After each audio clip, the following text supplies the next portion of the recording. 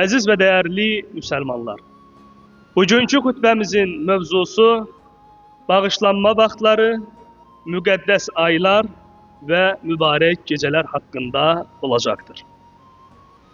Möhtərəm müsəlmanlar, dinimizdə ilin bəzi ayları digərlərinə nisbətən daha fəzilətli, daha mübarək sayılır. Bu müstəsna aylar Rəcəb, Şaban və Ramazandır. Onların bərəkəti, rəhməti və mənəvi dəyəri uca Allah tərəfindən bənzərsiz mərhəmətlərlə doludur. Bu aylarda Yaradanı daha çox zikr etmək, ona hamd səna söyləmək, dua və ibadətlə məşğul olmaq bəyənilən və savab əməl sayılır. Həzrəti Peyğəmbər sallallahu aleyhi və səlləm bu aylar haqqında belə buyurur. Rəcəb Allahın ayı, Şaban mənim ayım, Ramazan da ümmətimin ayıdır. Hətta mübarək Rəcəb-i Şərif girdiyi zaman Allahumma barik lənə fi Rəcəbə və Şə'ban və bəlliğnə Ramazan. Ey Allahım, Rəcəb və Şabanı bizə mübarək et, bizi Ramazana qovuşdur deyə dua edərdi.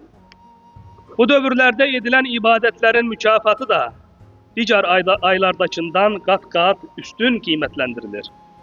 Rəcəb ayı haram aylardan biri kimi dəyərləndirilir. Haram anlayışı terminoloji baxımdan müqəddəs, toxunulmaz, qorunmuş və qadağan edilmiş mənalarını bildirir. Yəni digər vaxtlarda icazəli sayılan bəzi işlər bu aylarda yol verilməz olur. Bəziləri isə daha uca məna kəsb edir. Bu da həmin ayların ilahi hörmətə layiq olmasının bir təzahürüdür. Uca Yaradan bəndələrindən bu aylara xüsusi ehtiram göstərməyi, onları ibadət, təfəkkür və mənəvi saflaşma ilə dəyərləndirməyi buyurmuşdur. Bildiyimiz kimi Rəcəb ayında Rəqaib, Merac, Şaban ayında Bəraət, Ramazan ayında isə Qədr adlanan 4 mübarək gecə və bu vaxtların ruhunu yaşadan günlər vardır. Həmin günlər adı çəkilən 3 ayı bərəkətli edir. Müsəlman aləmində müqəddəs sayılır və onlara məxsus ibadətlərlə səciyyələnir. Belə müqəddəs gecə və günlərdə insanlar arasında hörmət və yardımlaşma duyğuları artır. Möminlər mənəvi baxımdan bir-birlərinə daha yaxın olur. Müsəlmanların birlik, bərabərlik və qardaşlığı möhkəmlənir. Odur ki, Allahu Taala'nın rəhmət qapılarını bəndələrin üzünə sonuna dək qədər açdığı bu gecə və günlərin qədrini yaxşı bilməliyik. Belə ki, həmin anlar xəta və günahlardan təmizlənmək üçün böyük bir fürsətdir. Uca Allah Qur'an-ı Kərimdə belə buyurur. يا أيها الذين آمنوا اتقوا الله ولتنظر نفس ما قدمت لغد واتقوا الله إن الله خبير بما تعملون. Ey iman gətirənlər! Allahdan qorxun. Hər kəs sabah üçün nə etdiyinə, axirət üçün özünə nə hazırladığına nəzər salsın. Allahdan qorxun. Həqiqətən Allah etdiklərinizdən xəbərdardır. Əziz və dəyərli möminlər, mübarək Rəcəb ayı Allah qonaqlığı üçün səfərə hazırlıq aylarından birincisidir. Bu ay tövbə etmək, bağışlanmağı diləmək, ləyaqət və şərafət əldə etmək, yalandan, qeybətdən, böhtandan, qorxaqlıqdan, yaltaqlıqdan, hər bir eybəcərlikdən uzaq durmağa söz vermək deməkdir. Rəcəb ayının əzəməti onun adından bəllidir. Hesab olunur ki, mələklər bu ayda uca Yaradana həmd və təqdis etmək üçün toplaşdıqlarına görə ona Rəcəb adı verilmişdir. Rəcəbin ilk cümə gecəsi Leylətur Rəqaib, arzu və istəklər gecəsi adlanır. Rəqaib ərəb mənşəli sözdür. Rəğbət olunan, qiymətli hədiyyələr, çoxlu savab və mükafat deməkdir. İslam aləmində hər cümə gecəsi dəyərli hesab olunsa da, Rəqaib və cümə eyni günə təsadüf etdikdə, həmin gecənin dəyəri daha da artır. Uca Allah həmin gecə möminlərə rəğbət göstərir. Rəğaib gecəsinin ehtiramını yaşadanların günahını bağışlayır. Bundan əlavə, bu gecədə edilən bütün dualar eşidilir. Namaz, oruc, sədəqə kimi ibadətlərə saysız hesabsız mükafatlar verilir. Möhtərəm müsəlmanlar, 3 mübarək aydan ikincisi Şabandır. Bu ayın fəzilətləri haqqında çoxlu hədis mövcuddur. Həmin hədislərin birində Həzrət Peyğəmbər sallallahu aleyhi və səlləm belə buyurmuşdur. Bu, Rəcəblə Ramazan arasında olan bir aydır ki, insanlar ondan qəflətdə qalıblar. Bu ayda əməllər aləmlərin Rəbbinə, dərgahına qaldırılır.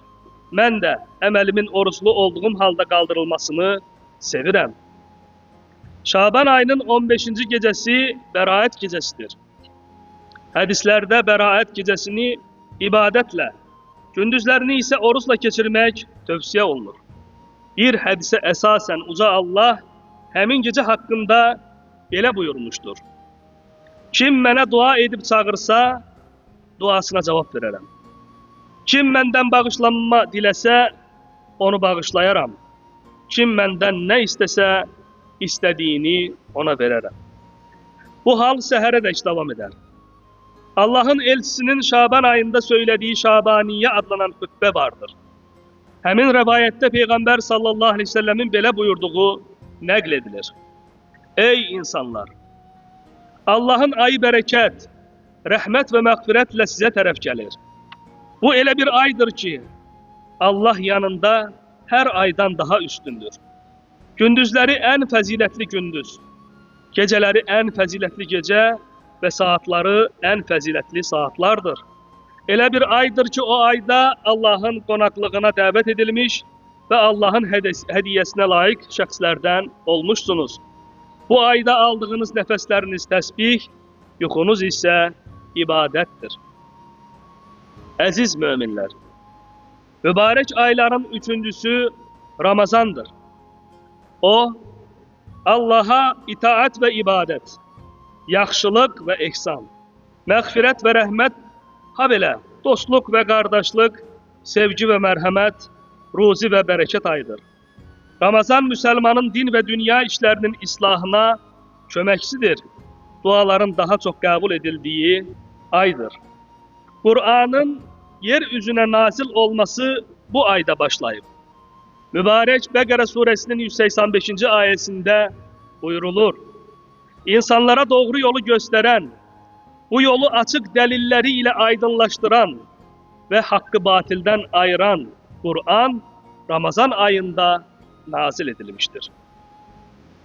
Ramazan ayında 1000 aydan xeyirli olan Qədr gecəsi vardır. Uca Yaradan Duxan surəsinin 3-cü ayəsində buyurur. Biz onu mübarək bir gecədə, Qədr gecəsində nazil etdik. Bu baxımdan müsəlmanlar Ramazan da daxil olmaqla haqqında danışdığımız bu müqəddəs ayları qənimət bilməli, həmin aylarda çoxlu tövbə və istiğfar etməli, Qur'an oxumalı və dua etməlidirlər. Ramazan həm də orucluq ayıdır. Bu ayda oruç tutmaq müsəlmanlara vacib buyurulmuşdur. Oruç tutmağın əsas qayələrindən biri onun bəxş etdiyi mənəvi faydalarıdır.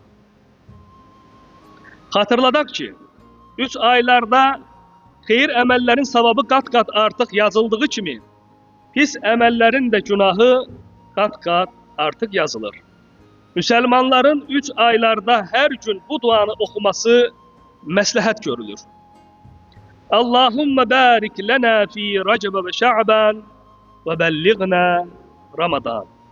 Ey Allahım, Rəcəb və Şabanı bizə mübarək et, bizi Ramazana qovuşdur. Möhtərəm müsəlmanlar, İslamda 3 aylar varmı, yoxmu və sair kimi gərəksiz mübahisələrə girmədən və qarışmadan bu ayları və gecələrini Rəbbimizin razılığını qazanmaq üçün vəsilə etməyə çalışacağıq.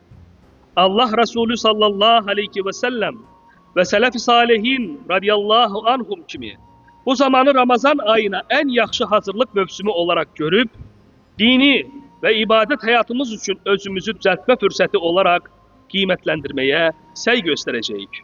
Ve elbette bu qulluğumuz təkcə bu aylarla ve gecelerle məhdud qalmamalıdır. Bu mübarek bereket mövsümü hayatımız boyunca rəğbətimizin daim Rəbbimizə olmasına vesile olmalıdır. Cümleniz mübarek olsun.